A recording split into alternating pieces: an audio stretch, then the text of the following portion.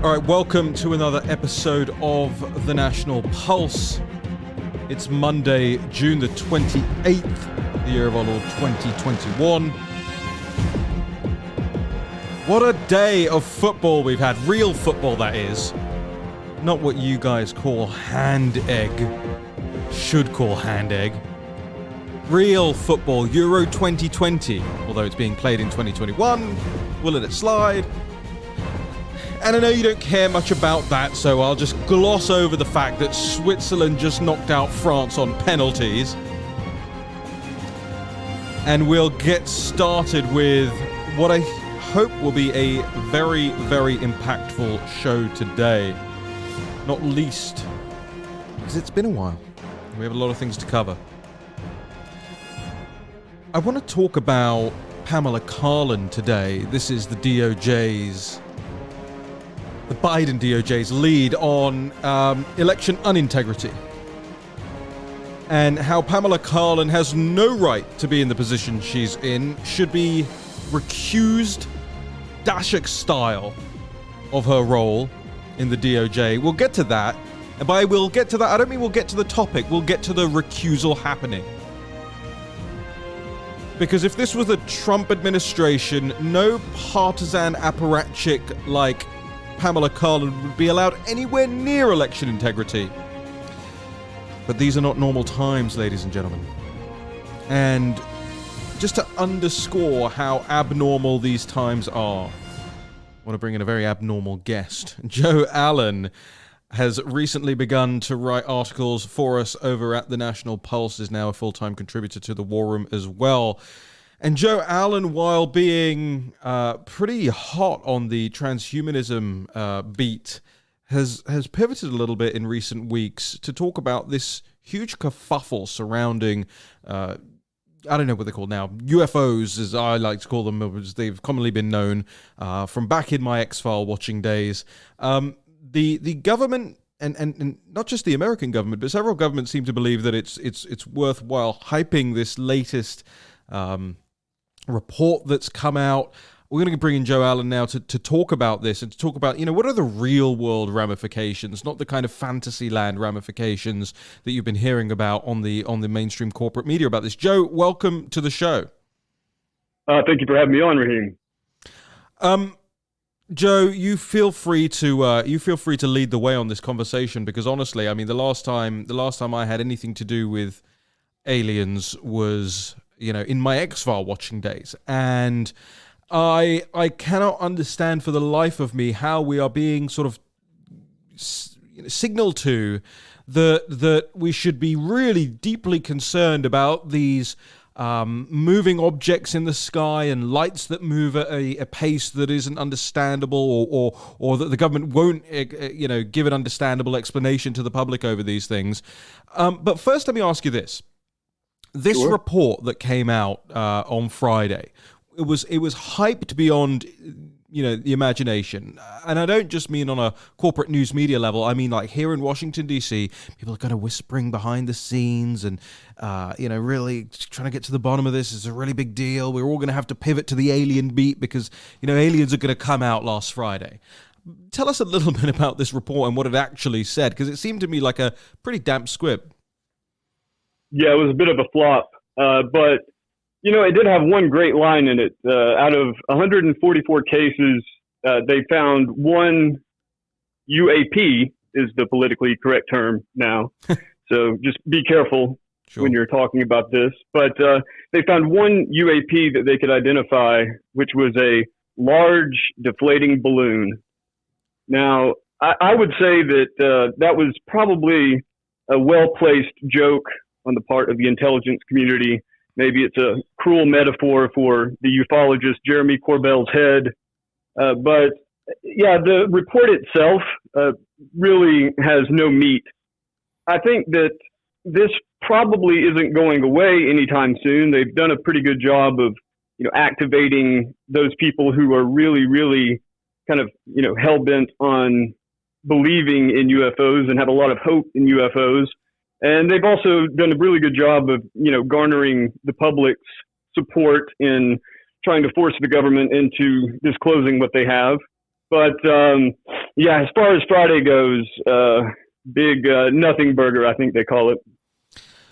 So then let's get to, the impetus behind all of this, because there has been a lot of hype. There has been a lot of, I think, fear-mongering at the same time, and you've written some excellent articles about this in the last couple of weeks. So start us off with your first, because you sort of burst out of the blocks talking about how, Obama was out there on the James Corden program and others, trying to send kind of, almost thinly veiled messages to what you describe as kind of UFO cults.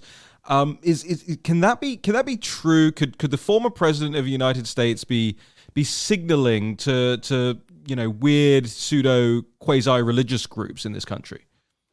Well, I mean, I wouldn't necessarily say that was his intention. There's no way to know Obama's intention. I don't think anyone ever has since he came on the political scene. But I do think that he's at least aware that making a statement like that is bound to fascinate people who are into UFOs and bound to fascinate the sort of cult that he has around himself. So, and he's not alone in this. Bill Clinton, John Podesta. You have. There's really no way either to know the former DOD intelligence agent Christopher Mellon's political leanings. At least I've not been able to track it down, but he did serve under Clinton. And what I've seen, and of course Harry Reid has been really big on this, and what I've seen at least in the last, say, 5 years, and certainly in the last 2, is a concerted push from the political left to seize on this narrative. And what you generally see, maybe not always, but what you generally see is a narrative which tries to kind of assuage the public's concern about aliens, scooping you up and probing you, or, detonating some sort of strange quasar pulse in the middle of the city. And they're more cultivating a story in which we live in this vast universe, full of endless stars and galaxies. So surely life exists. And every now and then you get this sense, especially say in the film The Phenomenon, you get this sense that they're trying to prepare the public to accept extraterrestrials as our, intergalactic friends. Maybe they've been speaking to them behind closed doors. Certainly the Weekly World News has been covering that for a long time, back into the 80s. Oh, well, so they've been doing more than that behind closed doors, according to that magazine. Yeah. But, I think it's quite possible that this is just a fluke, but it's so curious that so many prominent figures would come out on this, and especially the major prestigious media outlets pushing the kind of hype behind it. I certainly have my own speculations, but I dare not say them until I have a bit more information. It is definitely a concerted push, though. Maybe it's a game of follow the leader. Maybe there's something more to it. But I find it really funny that, you'd mentioned Obama signaling UFO cults. When he does talk about things like new religions, he says it in a way that ignores all of the long-standing UFO religions that we already have. And I've been following, say, the Raelian News Network, and I've been following The Final Call, which is published by the Nation of Islam in Chicago. And they're celebrating this. They're absolutely ecstatic that finally the mainstream media, instead of mocking their beliefs, has come to acknowledge the reality that they've been claiming this whole time, which is that there are extraterrestrials visiting the Earth. And of course, in their narratives, which vary, they're all over the map, but in their narratives, by and large, this is a good thing. They're our friends. And, in the case of the Nation of Islam, it's a really good thing because not only are they a friend to the nation and various other ethnic groups, but they're also an enemy to their enemies. And they're expected to completely annihilate those enemies once they finally make their big debut. So, Joe, this is one of the things that I learned from you and learned from your article is I didn't really have that grasp on the Nation of Islam being one of these kind of UFO cults. Could you explain that to us a little bit? Because I think most people, maybe the audience knows this. I didn't, but I'm going to go out on a limb and say I think most people don't recognize that spaceships and all that factor into the Nation of Islam. It's funny. I actually didn't learn it in my religious studies education. I studied comparative religion in my undergraduate, and then in my graduate degree, I studied the scientific approaches to religion, also focusing on comparative religion. And at no point did anyone ever mention that the Nation of Islam has a belief in a vast mother plane, a circular mother plane that is orbiting out somewhere near the Earth, but just out of sight. And that mother plane is piloted by black men who boarded sometime around 1929, and that they have smaller fighter planes, I suppose you would say, or maybe they're saucer-shaped as well, that are preparing as we speak to come down and annihilate America, and particularly the white race in America. It's curious to me that, and this teaching goes back a long time. I don't know when it began to creep into Elijah Muhammad's preaching, but certainly he had a lot to say about it. And, Louis Farrakhan has done nothing but affirm those teachings. In fact, the Final Call has been republishing his lecture series. I think it's a 52-part lecture series in the run-up to the report. And he pretty much, as far as I can tell, holds the same belief that this is going to be, an extraterrestrial genocide campaign waged on behalf of the oppressed. Now, it could be, you could look at this as it's just funny. Something tells me that if anybody in the Nation of Islam heard me speaking this way and I were to find myself alone with them in a room, things might get a little heated. But you could look at this as sort of funny. There's only 50,000 members to the Nation of Islam, and outside of a few incidents of violence, they've actually been fairly peaceable compared to what you might expect with a belief system like that.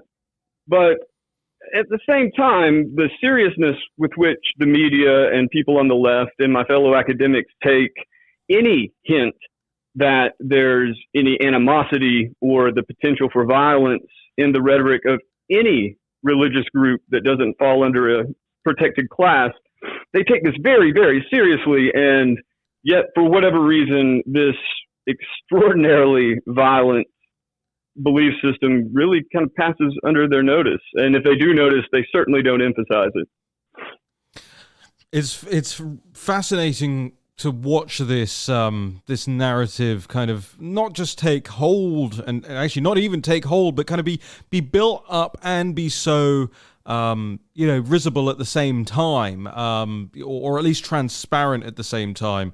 I personally find that risible. I think the timing is. I think all of the. It's that Jung quote, right, that you use in the beginning of your second article for us about the golden opportunity of seeing how legend is formed, and Sure. and you sort of see the powers that be, the corporate media class, the political class, all kind of coalescing around a singular narrative here. And it's interesting because I think over the last couple of decades, correct me if I'm wrong, Joe, the American average sort of belief in extraterrestrial life has increased. More people are likely to say that they believe in life outside of planet Earth. Certainly, I think there is intelligence outside of planet Earth in the sense that I don't think there's much intelligence left on planet Earth. And now you're probably going to see a decline in the number of people that believe in this because of the people who are telling them all about it. Undoubtedly. Tell me more about Undoubtedly. that. But, as far as the history of the prevalence of the belief in America and around the world, I really haven't seen those statistics, so I can't say. I know that the earliest UFO cults were formed in Europe and in America, and really in the 50s is when you started to see the biggest rise of them. So the Aetherius group I believe it began in Shropshire, England, or at least the founder, George King, is from Shropshire. And pardon me if I've got that wrong, but it began in Europe and really took hold there and in California, of all places. Scientology really began with L. Ron Hubbard and his dabbling in the occult in California. Mm-hmm. And that, of course, has really soared in America. It's taken a big hit after the advent of the internet exposed a lot of their beliefs, but it still has tremendous sway in Hollywood. Who else? The Urantia book gets a lot of traffic in the New Age circles. The Raelians, of course, in Europe and also in North America and Asia. So, you've had a really strong, like hardcore group of people who have, formed religious groups around it. And then the general public, of course, has been treated to all sorts of narratives about flying saucer visitations and abductions. And that, for instance, this isn't a metric, but at least it gives me a sense of how prevalent that sense was in the wider public.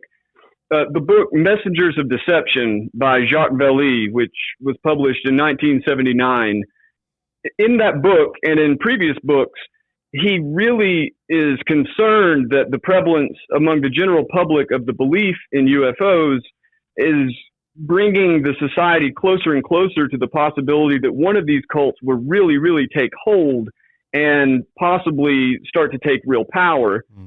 I would be really interested to see the statistics. It's possible that I could Google it for you right now and let you know. But what I do agree with your assessment that with all of this mainstream coverage, with all of this attention put on it, and it's not just the left either. I mean, right.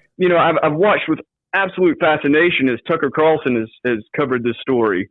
And, George Norrie of Coast to Coast AM, many people despise him because of comparisons to Art Bell, but I think that's uncharitable.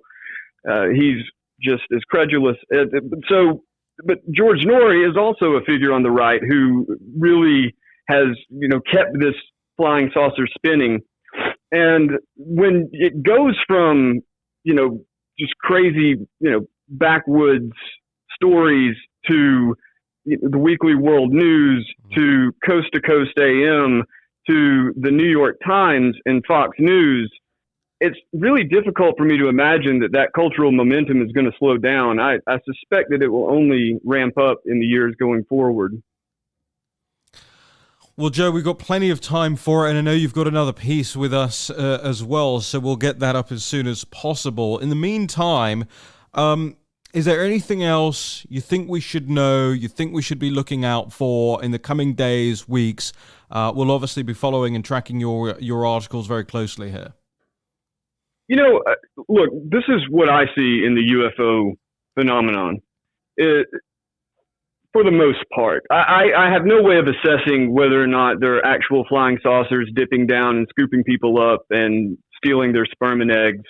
I have no way of confirming whether or not what's being recorded on radar systems and infrared cameras and reported by fighter pilots, whether or not these are extraterrestrial craft or not. But what I do think is that this really fits in an eerily appropriate way with the general zeitgeist of the culture, with the techno obsession of the culture, with the sense of crisis in the culture, in which people, completely unanchored from traditional religious systems are, I would say, instinctively or at least innately in need of some sort of spiritual direction. And you see, especially in the wake of COVID, right? You have this incredible opportunity to imprint the society with new stories. Now, I don't think that UFO narratives are necessarily going to take hold of the majority of the population, or even necessarily have tremendous sway among the elites in the population. I imagine that most elites probably snicker and sneer at this, just like they do the same religions they claim to believe. But I do think that this is just one node on a very complex cultural network, and that cultural network is pushing the society towards a greater dependency on technology, a greater dependency on those who produce the technology. Right. We saw in the years running up to COVID, and certainly during COVID, a massive sort of hype campaign around virtual reality, around corporate dissemination of psychedelic drugs, of robotics taking hold in the factories and in various other sectors of our lives, of artificial intelligence and the possibilities that it presents to us. With artificial intelligence in particular, you have a kind of earthly parallel with alien life forms, right? Like, the religious mind needs a higher intelligence to guide the individual and the society. And Ray Kurzweil at Google, and his quest to create a super intelligent artificial intelligence system, one that is incomprehensible to the human mind and far more in touch with the data-based realities of the world. Ray Kurzweil is holding out this possibility that maybe one day he can create God for us. You also have a number of other, kind of midway transhumanist types that offer us the possibility that maybe we can actually implant chips in our own minds that connect to the internet and exploit artificial intelligence analysis and give us some sort of access to or put us in touch with this higher intelligence. So as the religious mind seeks some kind of anchor, you have those points of contact. And I see the UFO phenomenon is fitting in really perfectly with it. And if you read the literature, especially stuff like, say, Diane Pasulka's book, American Cosmic, or even the religious studies scholar Jeffrey Kripal's book, The Supernatural, two different words, you can see how the religious mind really, with all the kinds of paranormal expectations that it has, melds really closely with UFOs. And if you look at the abductee accounts, you see that they're associated with a number of sorts of paranormal claims. So I guess in short, what I see in the UFO phenomenon, at least at present, is just simply one element in, or one kind of point of momentum in a society that's careening towards absolute lunacy. Joe, it's a really good point, well taken, especially about the virtual reality stuff. I mean, the scientism. I mean, one word to sort of summarize a lot of the trajectory there that you're talking about is scientism. But it's interesting because I just recently started to follow Mark Zuckerberg on Facebook itself, on his page, and it's almost every day he's updating with highly exciting new virtual reality technology. Which is, kind of been, at least until this point, tangential to the Facebook company, now seems to be becoming more and more of a mainstream and a main staple of their business. The Oculus, I think, is one of the most popular systems. Right. Yeah. No. And I think that's absolutely right, and good for you for tracking on that, because I think that's exactly what's happening here. Joe, just tell our audience, because I want to bring you back more regularly on this. So don't feel like you need to cram everything into this one episode. And I'm sure I'm going to get lots of comments from the audience about bringing you back. It's a fascinating subject, and it's not going away anytime soon. So tell the audience real quick, where can they follow you in the intervening periods when you're not on this show or the War Room? You can always follow me at my Substack at www.joebot.xyz, or I've got two new social media accounts at Twitter and Gab at JOEBOTXYZ. Joe Allen, we're really grateful to hear from you, and we'll have your next article up in short order. Thank you very much for having me, Raheem. Don't go anywhere. It's not the end of the show. It's the halfway point of the show.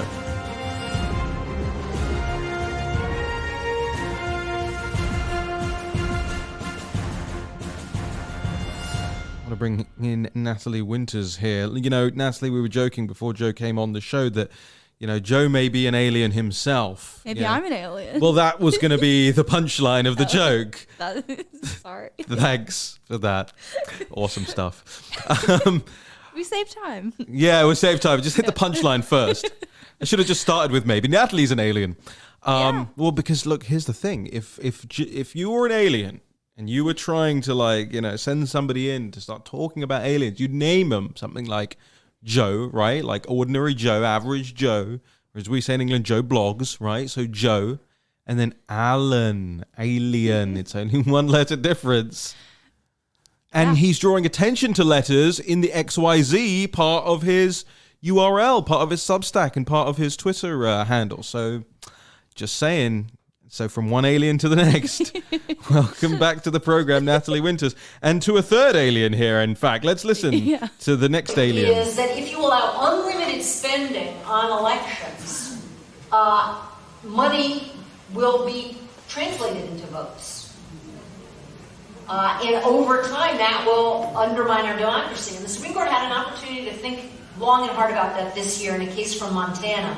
Montana has a history of corporations. So this is Pamela Karlan, Natalie. Pamela Karlan, the new, impresario, the chief of election integrity. But don't you want your chief of election integrity to have at least been consistent throughout their election integrity histories? You see, Pamela Karlan there, and we'll play it again in just a moment for those who didn't catch it, because I guess that was a kind of a janky intro to it. But Pamela Karlan there is talking about corporate influence in elections. But one of Pamela Karlan's own bosses themselves, Mark Zuckerberg, Facebook, Center for Tech and Civic Life, Zuckerberg Chan Zuckerberg. Sorry, yeah, the China always has to come first.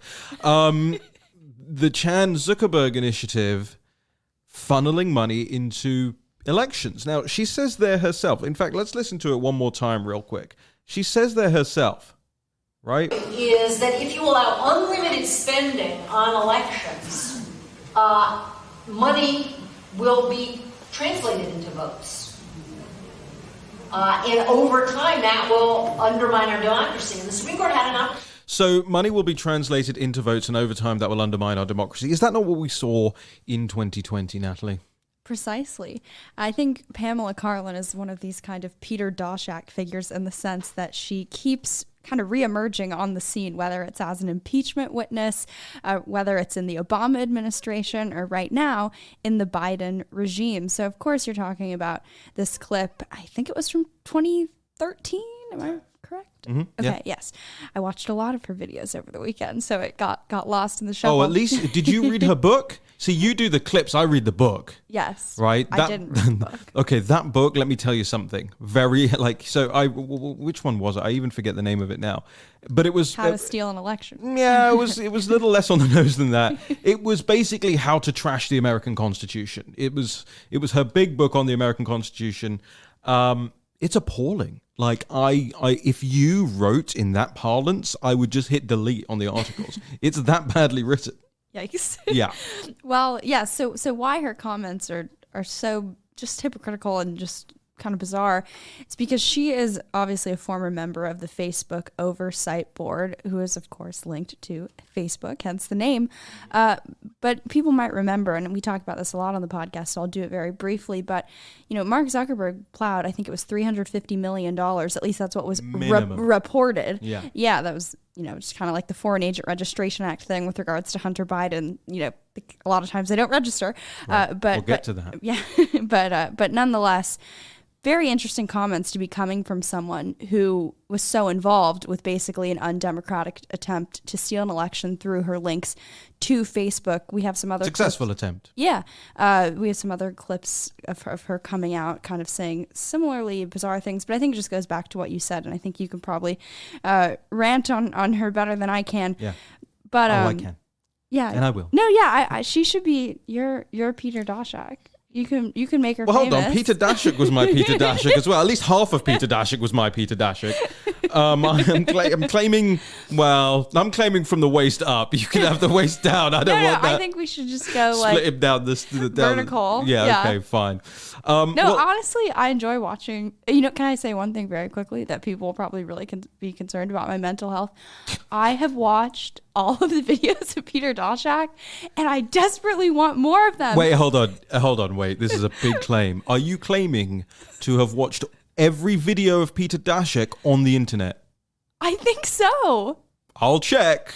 No, really, that and podcasts. And I was actually really funny, and this is really going to make people scared. But a few days ago, I was sitting in my apartment alone, and I just finished a story, and there was nothing playing in the background. And I was like, I can't work. I can't focus. I need something playing in the background. And instead of saying, oh, I'm going to put music on, my brain literally went, oh, I'm going to play a Peter Daszak clip.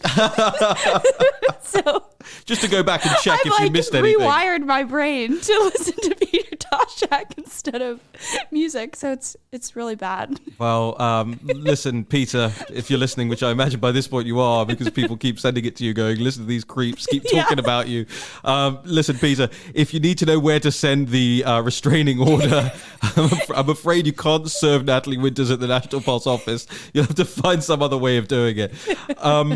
But you're right, Natalie, about Pamela Karlan being she's the Peter Daszak. Peter Daszak's the Peter Daszak of COVID-19.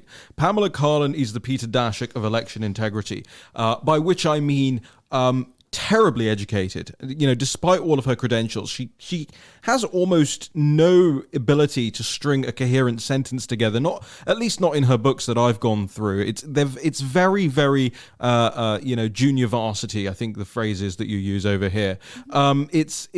The sentences are just sort of, you can almost hear the Valley Girl inflection at the end of them. Hey. Yeah, exactly. That was a personal jab. I'm not from the Valley. Well, whatever. You're from that side of the world. The other part of it is, you know, she's very clearly anti-US Constitution. She in her book, she's constantly railing at Justice Scalia in kind of an almost a petulant Dear Diary way. You know, Dear Diary. She calls herself a snarky bisexual Jewish woman. Well, and I guess she is very snarky in the book, but it's not snarky in a humorous sense. It's just kind of it kind of just sounds bitter. She's just got this huge vendetta against Justice Scalia and all of his opinions, and she kind of just rails against them in the most childish way.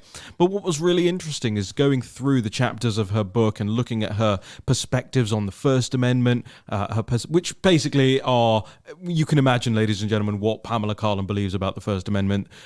She believes that her speech is fine and dandy and other people's speech isn't. The same thing, or similar thing on the Second Amendment, where, you know, she obviously wants the rules rewritten.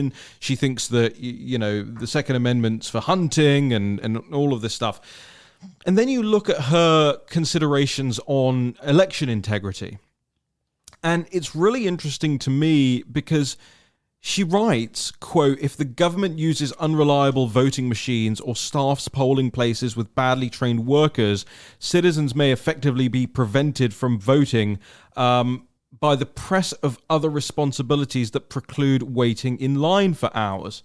And of course, across the United States now, you have this raging argument about getting that right, getting whether you're getting into the polling station in good time, correct, whether the machines are reliable, whether the drop boxes are secure.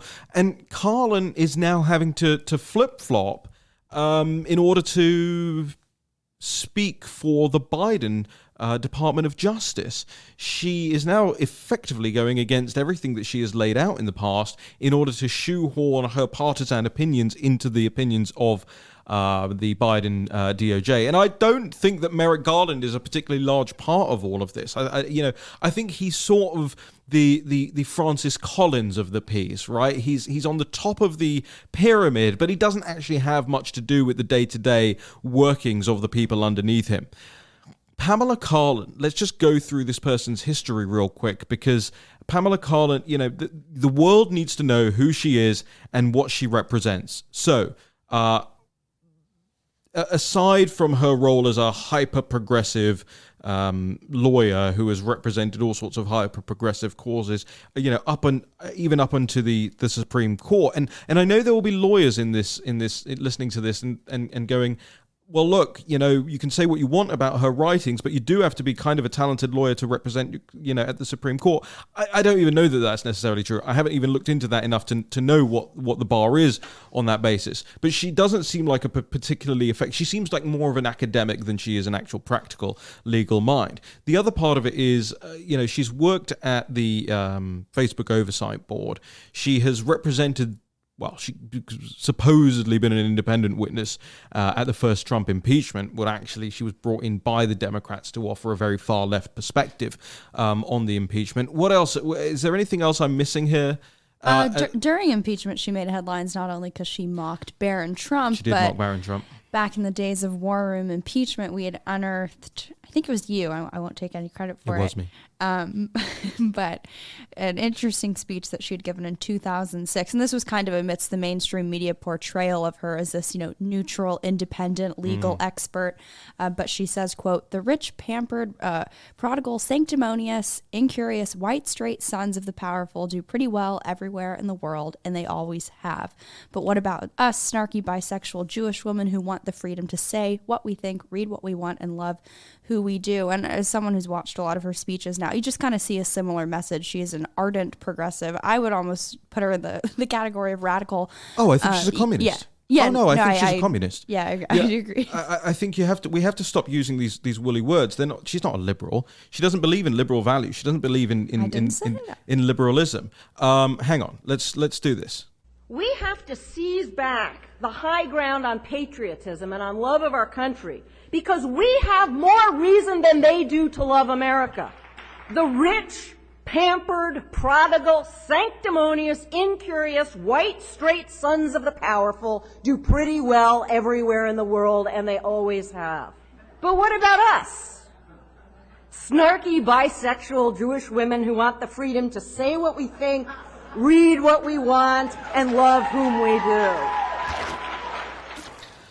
I gotta say, I mean, sounds much better in her voice, I think. Look, this is one of the most ludicrous things about modernity, is that you can have an incredibly high profile, powerful woman like Pamela Karlan complaining that other people find other successes elsewhere in the world, right? What about us? I mean, what about you? You're remunerated millions upon millions of dollars over your career. You represent some of the highest profile clients in the world. You have the freedom to be as snarky and as bisexual as you want, right? Nobody's stopping you. Every corporation in America has the gay pride flag as its logo for several months of the year now. You can't walk through a mall without having not just the rainbow flag, but now this kind of weird rainbow flag with a triangle on it with more colors and pinks and whites and blacks and browns and all of this. You can't walk through a street. I said this years ago, Natalie. You may not even know this, nor do you have any cause to remember it. But I said there was a tipping point in Washington, D.C. a couple of years ago when you started to see more LGBT flags than you started to see American flags on the streets of Washington, D.C. This is your nation's capital, ladies and gentlemen. So what is Pamela Karlan complaining about? The rich and powerful.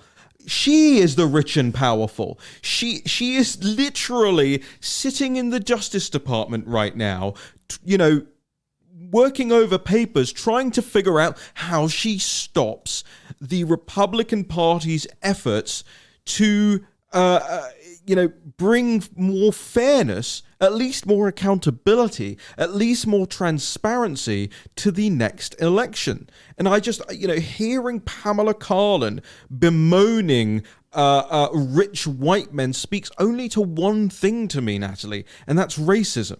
That's her internalized racism. That's her anti-white racism. And I don't know if she considers herself white or not, and I know there is a debate around that, certainly amongst my Jewish friends, as to whether or not they regard, Jews as falling within the white category. That's for them to decide. I couldn't care less how Pamela Karlan identifies herself. But the idea that she can sit there and complain that other people have privileges when she is perhaps one of the most privileged women in America, I cannot understand that. I think that is morally repugnant, what she's doing there, cloaking herself in victimhood status when she has no victimhood in her life. And I don't think she would ever know what that looks like. She's very happy to attack young men, children like Barron Trump. She's very happy to say, "Oh, I'll walk on the other side of the street to the Trump Hotel whenever I'm in DC." She She makes a total mockery of every single occasion that she's a part of. And here's the wonderful thing, and you summarized this, I think, in a text message to me yesterday when you said all of her speeches are just the same thing over and over again. She's got a shtick. She's got a stump speech that she gives everywhere she goes and anywhere she goes. And she's grifted her whole life off the back of these sort of 2 or 3. And it would be fine if those things, and I'm going to get the soapbox in just a minute, right? Come on, man. But it would be fine if she actually had some unique thoughts and some interesting notions about the world and the Constitution and all of this, even if they were just 2 or 3 things. But they're not. She's unoriginal, she's derivative, and her delivery is, as El Presidente might say, it's a 4.5 out of 10, right? You take one bite of Pamela Karlan and every single other, Pamela Karlan speech that you're going to get. Over to you. Well, you might disagree with me on this, but I do agree that in terms of her legal scholarship, I think a lot of it is pretty unoriginal. But I think what's really interesting about the clip that you just played is that that's from 2006. And it almost sounds like it's something that you would have heard, pretty mainstream today, right? Coming from the left. But I don't really think that hardcore, don't get me wrong, it was always there, but I don't think that it was so public, right? Talking about, we hate straight white males. Again, I was very young when it was 2006, but I think it just shows that her whole career, her whole life, she has pushed kind of these talking points, these narratives as someone who, as you said, has had immense power bouncing back and forth between Stanford law, then the Obama administration, now the Biden regime. So that sounds pretty powerful to me. Maybe she's just mad she was never appointed to the Supreme Court. But I mean, everything that she says. Well, she will be. Probably. She will be, if under a Democrat president, she will be considered for that role. That Kamala Harris be nominated in an interview from a few years back. For the Supreme Court? Mm-hmm. Oh, we've got to dig that up. I'll see, this is the issue. I watch all these videos, and in the back of my mind, I'm like, that could be good. I need to get a better system of bookmarking them because I can never find them. You should text me every single, whether it's funny or silly or whatever. But because here's the thing: right now there is a very deep chasm inside the White House between Kamala's staff and Joe's staff, and by Joe's staff I mean Joe's bosses, that would be very interesting to see their reaction to that. Well, I will write that later tonight. But just one other quick thing on her. Yeah. I feel like we always talk about, the left always said that Russia stole the election, and now look at them, they're not open to it. But Pamela Karlan was someone who in the early days of 2017 was doing several interviews, whether it was with the Stanford Law Review, which isn't even really a political organization since it's not a mainstream media outlet. It's very academic in its conception, but also doing interviews with Salon. And you can read the article. It's up on the website. It's called Pamela Karlan, Biden's anti-audit chief admitted U.S. elections could be, quote, stolen. She kind of outlines how foreign interference coming from Russia, colluding with Trump could have happened, and that really, quote, foreign involvement in U.S. elections was a thing, was a concern in the 2016 election. She also pushes for impeachment, despite it being just a couple months into the Trump administration, but that's neither here nor there. And then was an independent impeachment witness. So, but nothing there. Yeah. But yeah, so I just think it's kind of interesting that basically, and you can do this with any of really the mainstream media's headlines, you can kind of replace Russia in a lot of her old statements with regards to election integrity, replace it with China, or even too, I think maybe the more nuanced take on that, replace it with big tech, replace it with Zuckerberg, replace it with her, Center for Tech and Civic Life. Yeah. And the sentences, it's not that they still work, it's that they actually work. They're actually accurate. So yeah, that's what I would say. Rosemont Seneca Technology Partners. Now, look, we're already 43 minutes in. I have I can talk in 2 times speed. No, well, hold on. Or how about you just get to the point faster? Okay. I'll go so quick. No, but hang on. I've got a call. I've got a call with one of our members that I'm already late for. I'm already 35 minutes late for. Oh no. So we have to do that. And by the way, I'm inundated with these calls at the moment. We've just got so many people joining up right now. I'm making as many of these phone calls as humanly possible. I may even start asking them, would you prefer to speak to Raheem or speak to Natalie? Because I'm pretty sure 99% of people will say Natalie, and so I will just be freed up most of my evening. You could use an alien. But they are. I could just use clips of you that we cut from other shows. Yeah, just giggling, and people would not know the difference. Chinese Communist Party. Exactly. Wuhan Institute of Virology. But I do want to take the time to thank people for joining up. It is fundrealnews.com. That's how you support our work, support our scoops. So, Natalie, 2 quick scoops. Ladies and gentlemen, you're going to have to go to the website if you want to read these in full. But quickly, just summarize these 2 that we've got up this afternoon. Number 1, Hunter Biden on one side of the American political corrupt political dynasties, and the other one, the Bush family. Take us away. Sure.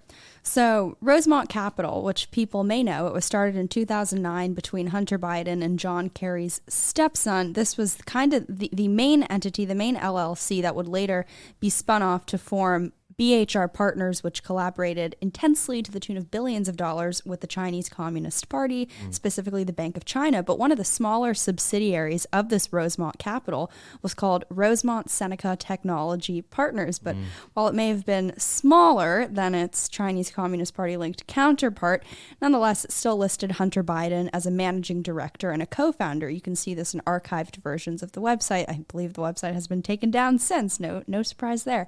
But what's really interesting is another archive on this company's website, specifically its portfolio, because it shows that it was invested in a company called Metabiota. Yes, I got that right. Kind of a bizarre name. But very interestingly, since at least 2014, Rosemont Seneca Technology Partners, which for the sake of time I will refer to as RSTP, was an investor in this company. There's a separate document from another company that shows that it actually led the $30 million round of Series A financing for the company in 2015. So that was a year later. And 2014 is an important year. Remember that when I finished this story.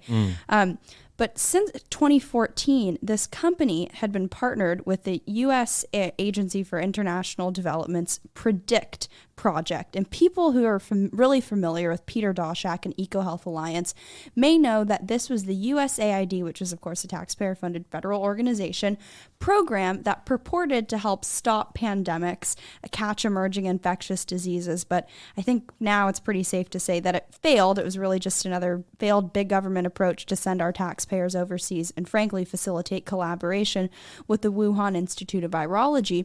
But part of this program, one key component was EcoHealth Alliance, but another partner with EcoHealth Alliance was Hunter Biden's Metabiota. So through this, you see several studies were published with authors from this firm, including people from EcoHealth Alliance, such as Peter Daszak, even studies, read the article, you can see about bats in China, even about bats in China in wet markets. So you really got the kind of laying the groundwork with regards to the COVID, quote, natural origins theory.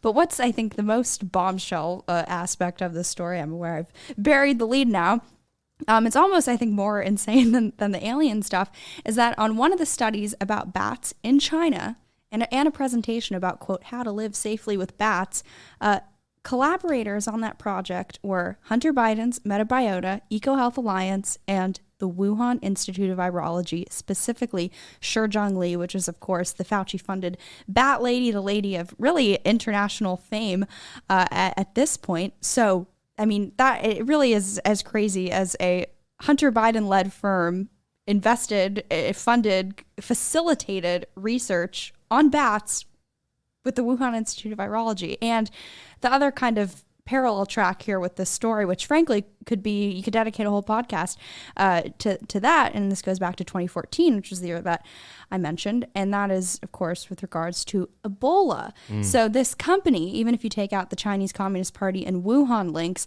there was a huge expose on it, actually in the Associated Press, and it was carried pretty significantly by mainstream media outlets, although they did totally blow the Hunter Biden links to the story. But it was really under fire for, quote, bungling America's response to Ebola.